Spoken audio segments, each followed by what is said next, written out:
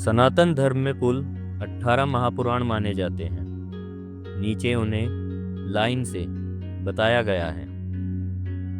ब्रह्मा पुराण, पद्य पुराण, विष्णु पुराण, शिव पुराण, भागवत पुराण, नारद पुराण, मार्कंडेय पुराण, अग्नि पुराण, भविष्य पुराण, ब्रह्मावैवर्त पुराण, लिंग पुराण, वराह पुराण, स्कंद पुराण, वामन पुराण, कूर्म पुराण, मत्स्य पुराण, गरुड़ पुराण और ब्रह्मांड पुराण। आज हम बात करेंगे ब्रह्मा पुराण के बारे में और ब्रह्मा पुराण के भी शुरुआत के 5 अध्यायों के बारे में। ब्रह्मा पुराण के बारे में परंपरागत रूप से यह माना जाता है कि इसमें लगभग 245 अध्याय हैं और लगभग 10,000 श्लोक हैं। तो चलिए ब्रह्मा पुराण का प्रथम अध्याय प्रारंभ करते हैं। प्राचीन काल की बात है। नेमिसारण्य नामक पवित्र वन में अनेक महान ऋषि एकत्र हुए थे। यह वही स्थान है जहाँ यज्ञ, तप और ज्ञान की अविरल धारा प्रवाहित होती है। उन ऋषियों में प्रमुख थे शौनक ऋषि, जो ज्ञान, विनय और तपस्या के लिए प्रसिद्ध थे। ऋषियों ने देखा कि महर्षि सूत गोस्वामी जी वहां पधारे हैं। सूत जी वेदों, पुराणों और इतिहास के महान ज्ञाता थे। उन्हें देखकर सभी ऋषि खड़े हो गए और श्रद्धा सहित उनका स्वागत किया। ऋषियों ने कहा, हे सूत जी, आप धन्य हैं, क्योंकि आपने महान ऋषियों से दिव्य पुराणों का ज्ञान प्राप्त किया है। कलयुग के जीव अल्पायु, अल्प बुद्धि और कष्टों से ग्रस्त हैं। कृपा करके हमें ऐसा ज्ञान प्रदान करें जिससे मनुष्य धर्म, अर्थ, काम और मोक्ष इन चारों पुरुषार्थों को समझ सके। इसके बाद शौनक ऋषि ने विशेष प्रश्न किया, हे महामुने, हमें उन पुराणों का उपदेश दीजिए जो भगवान, सृष्टि की उत्पत्ति, देवताओं, ऋषियों, राजाओं और तीर्थों की महिमा का वर्णन करते हैं। विशेष रूप से हमें ब्रह्मा पुराण का ज्ञान दीजिए, जो स्वयं ब्रह्मा जी से प्रकट हुआ है। सूत जी का उत्तर आता है। सूत जी ने प्रसन्न होकर कहा, हे महर्षियों, आप सब धन्य हैं, क्योंकि आप लोक कल्याण की भावना से यह प्रश्न कर रहे हैं। जिस पुराण के विषय में आप पूछ रहे हैं वह अत्यंत पवित्र, पुण्यदायक और मोक्ष प्रदान करने वाला है। उन्होंने बताया कि ब्रह्मा पुराण की रचना स्वयं सृष्टिकर्ता ब्रह्मा जी ने की थी। बाद में यह ज्ञान नारद मुनि, व्यास जी और परंपरा से ऋषियों तक पहुंचा। यह पुराण सृष्टि की उत्पत्ति, प्रलय का रहस्य, देवताओं और असुरों की कथाएं, राजवंशों का इतिहास, तीर्थों और धर्म का महत्व, इन सभी विषयों का विस्तार से वर्णन करता है। पुराण सुनने का फल क्या है? सूत जी कहते हैं, जो मनुष्य श्रद्धा से ब्रह्मा पुराण का श्रवण करता है उसके पाप नष्ट हो जाते हैं। यह पुराण गंगा स्नान, यज्ञ और दान के समान फल देता है। जो व्यक्ति इसे सुनता या सुनाता है वह ब्रह्मलोक को प्राप्त करता है। उन्होंने यह भी कहा कि कलयुग में जब लोग कठिन तपस्या नहीं कर सकते तब पुराण श्रवण ही सबसे सरल साधन है। कथा प्रारंभ की घोषणा हुई। इसके बाद सूत जी ने कहा, हे ऋषियों, अब मैं आप सभी को ब्रह्मा पुराण की पवित्र कथा सुनाऊंगा। इसे ध्यानपूर्वक सुनिए, क्योंकि यह कथा न केवल ज्ञान देती है बल्कि मनुष्य को जीवन का सही मार्ग भी दिखाती है। यह कहकर सूत जी ने ब्रह्मा पुराण की कथा का शुभारंभ किया। इसी के साथ प्रथम अध्याय पूर्ण होता है और आगे के अध्यायों में सृष्टि, देव कथाएं और तीर्थ महिमा का विस्तार से आरंभ होता है। ब्रह्मा पुराण का द्वितीय अध्याय प्रारंभ करते हैं। सृष्टि की उत्पत्ति और ब्रह्मा जी का प्राकट्य। नेमिसारण्य के पवित्र वन में ऋषिगण शांत भाव से आसन पर बैठे थे। वातावरण में तप, यज्ञ और मंत्रों की पवित्र गूंज थी। सभी ऋषि सूत जी की ओर एकाग्र होकर देख रहे थे। शौनक ऋषि ने श्रद्धा से कहा, हे सूत जी, आपने हमें ब्रह्मा पुराण की महिमा बताई। अब कृपा करके यह बताइए कि इस सृष्टि की उत्पत्ति कैसे हुई, संसार की रचना से पहले क्या था और ब्रह्मा जी का प्राकट्य कैसे हुआ। सृष्टि से पहले की अवस्था के बारे में बात होती है। सूत जी बोले, हे महर्षियों, सृष्टि से पहले ना दिन था ना रात, ना आकाश था ना पृथ्वी, ना देवता थे ना असुर। उस समय केवल परम तत्व नारायण ही विद्यमान थे। वही अविनाशी, अनंत और सर्वव्यापी हैं। उस समय संपूर्ण ब्रह्मांड जलमय था। चारों ओर केवल असीम जल ही जल था। उसी जल के बीच भगवान विष्णु योग निद्रा में शेषनाग पर शयन कर रहे थे। सूत जी आगे कहते हैं, जब सृष्टि रचना का समय आया तब भगवान विष्णु की नाभि से एक दिव्य कमल प्रकट हुआ। वह कमल अत्यंत तेजस्वी और अलौकिक था। उसी कमल पर चतुर्मुख ब्रह्मा जी प्रकट हुए। ब्रह्मा जी ने चारों ओर देखा पर उन्हें कुछ दिखाई नहीं दिया, ना दिशा, ना आकाश, ना पृथ्वी। वे आश्चर्य में पड़ गए और सोचने लगे, मैं कौन हूँ, मैं कहाँ से आया हूँ, इस शून्य में मेरा क्या कर्तव्य है। उत्तर न मिलने पर ब्रह्मा जी ने तपस्या करने का निश्चय किया। वे कमल पर बैठकर गहन ध्यान में लीन हो गए। लंबे समय तक उन्होंने ओम का जाप किया और परम सत्य का चिंतन किया। उनकी तपस्या से प्रसन्न होकर भगवान विष्णु ने उन्हें दिव्य ज्ञान प्रदान किया और कहा, हे ब्रह्मा, तुम सृष्टि के रचयिता हो, मेरी आज्ञा से तुम त्रिलोक की रचना करो। भगवान की आज्ञा पाकर ब्रह्मा जी ने सृष्टि की रचना प्रारंभ की। उन्होंने आकाश, वायु, अग्नि, जल, पृथ्वी, इन 5 महाभूतों की रचना की। इसके बाद उन्होंने देवताओं, ऋषियों, मनुष्यों, पशु पक्षियों, वनस्पतियों को उत्पन्न किया। फिर धर्म, सत्य, करुणा और तप जैसे गुणों को संसार में स्थापित किया। सूत जी कहते हैं, हे ऋषियों, ब्रह्मा पुराण हमें सिखाता है कि यह सृष्टि भगवान की लीला है। अहंकार, अज्ञान और मोह से मुक्त होकर जो मनुष्य धर्म के मार्ग पर चलता है वही सच्चा ज्ञानी है। इस अध्याय में हमें यह भी बताया गया है कि सृष्टि नश्वर है, केवल धर्म और ज्ञान शाश्वत है। ब्रह्मा, विष्णु और महेश तीनों एक ही परम तत्व के रूप हैं। सूत जी ने कहा, हे महर्षियों, यह था ब्रह्मा पुराण का द्वितीय अध्याय, जिसमें सृष्टि की उत्पत्ति और ब्रह्मा जी के प्राकट्य का वर्णन किया गया है। आगे के अध्यायों में देवताओं, मनवंतर और राजवंशों की कथाएं आएंगी। इसी के साथ द्वितीय अध्याय पूर्ण होता है। ब्रह्मा पुराण का तृतीय अध्याय प्रारंभ होता है। मनु, मानव, सृष्टि और धर्म की स्थापना। नेमिषारण्य में सूत जी की वाणी सुनकर सभी ऋषि अत्यंत प्रसन्न थे। पहले 2 अध्यायों में उन्होंने सृष्टि की उत्पत्ति और ब्रह्मा जी के प्राकट्य का दिव्य वर्णन सुना था। अब शौनक ऋषि ने अगला प्रश्न किया, हे महामुने, आपने सृष्टि की रचना का रहस्य बताया। अब कृपा करके यह बताइए कि मानव जाति की उत्पत्ति कैसे हुई, पहला मनुष्य कौन था और धर्म की स्थापना किस प्रकार हुई। सूत जी बोले, हे ऋषियों, ब्रह्मा जी ने सृष्टि की रचना के बाद स्वयंभू मनु को उत्पन्न किया।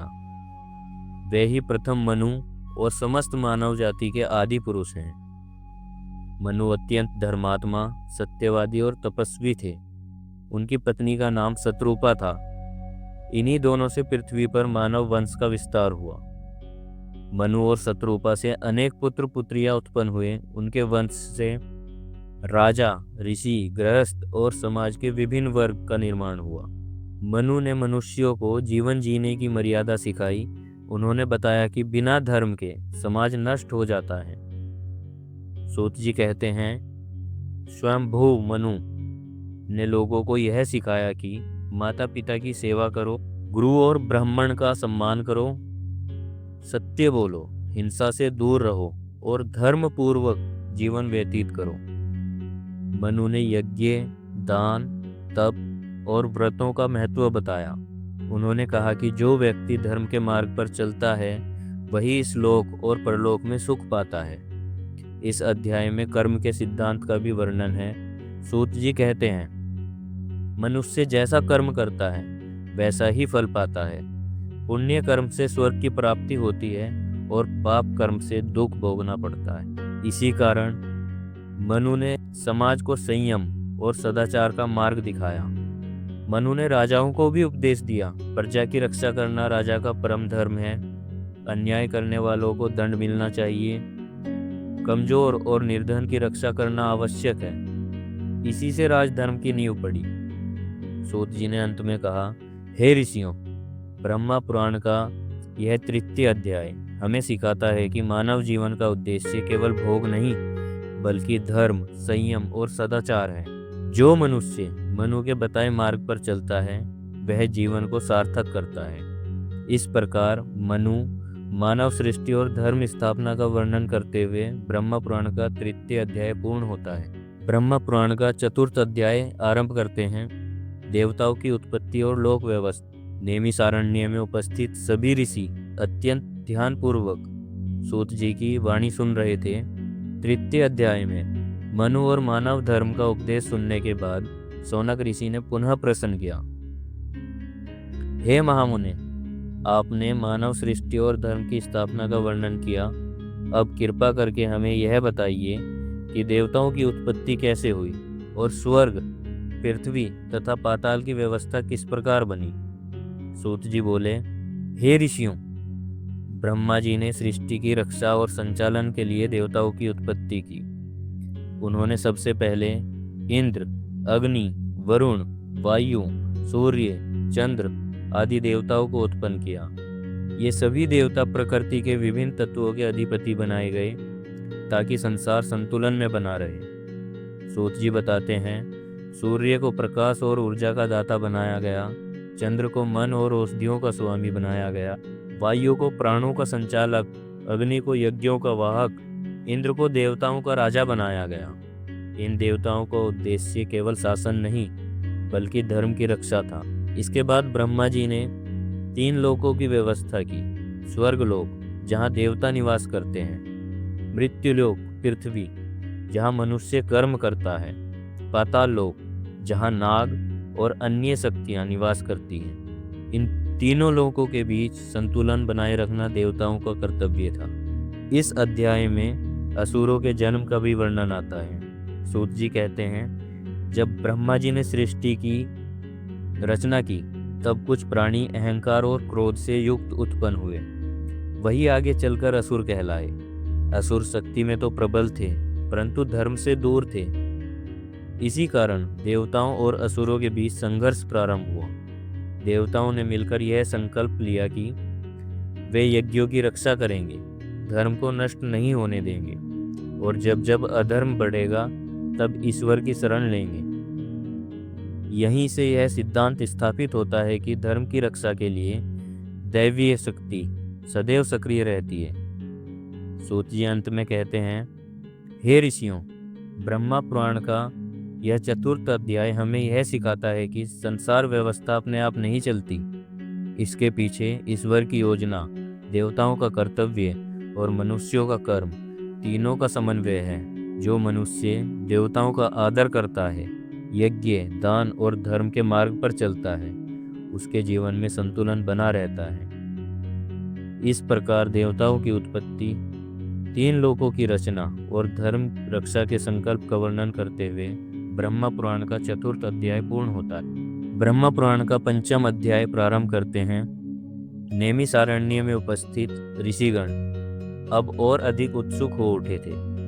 देवताओं और लोक व्यवस्था का वर्णन सुनने के बाद शौनक ऋषि जी ने सूत जी से अगला प्रश्न किया, हे महामुने, आपने देवताओं और लोकों की रचना का वर्णन किया।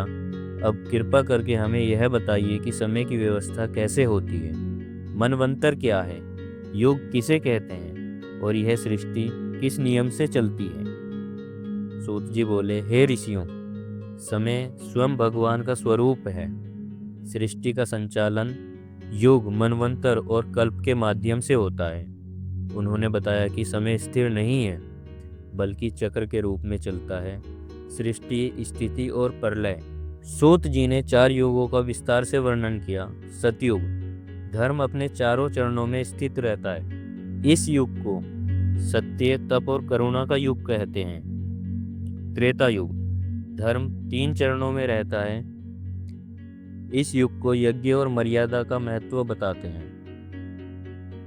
द्वापर युग, धर्म 2 चरणों में स्थित है और यह युग भक्ति और कर्म का मिश्रण है।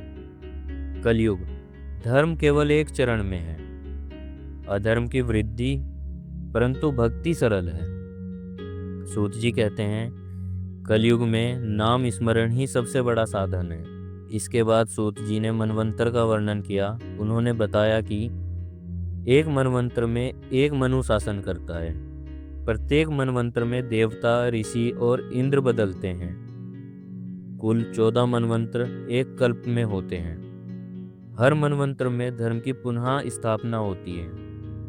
सूत जी ने बताया कि वर्तमान समय में वैवस्वत मनु का मनवंतर चल रहा है। इसी मनवंतर में राम, कृष्ण और अन्य दिव्य अवतार प्रकट हुए।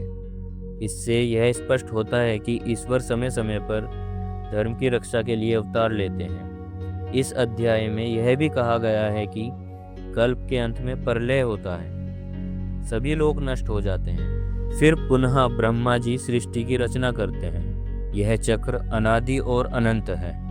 सूत जी अंत में कहते हैं, हे ऋषियों, ब्रह्मा पुराण का यह 5वां अध्याय हमें यह सिखाता है कि समय से बड़ा कुछ नहीं, परंतु धर्म और भक्ति समय से भी ऊपर है। जो मनुष्य समय का सम्मान करता है, अपने कर्म सुधारता है और ईश्वर का स्मरण करता है, वही जीवन को सफल बनाता है। इस प्रकार युगों, मनवंतर और समय की दिव्य व्यवस्था का वर्णन करते हुए ब्रह्म पुराण का 5वां अध्याय पूर्ण होता है।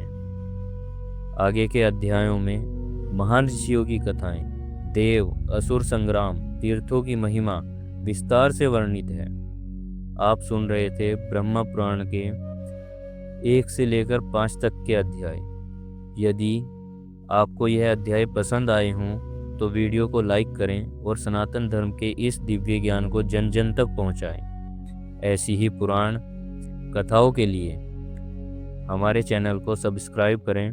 जय काल, जय धर्म, जय सनातन धर्म।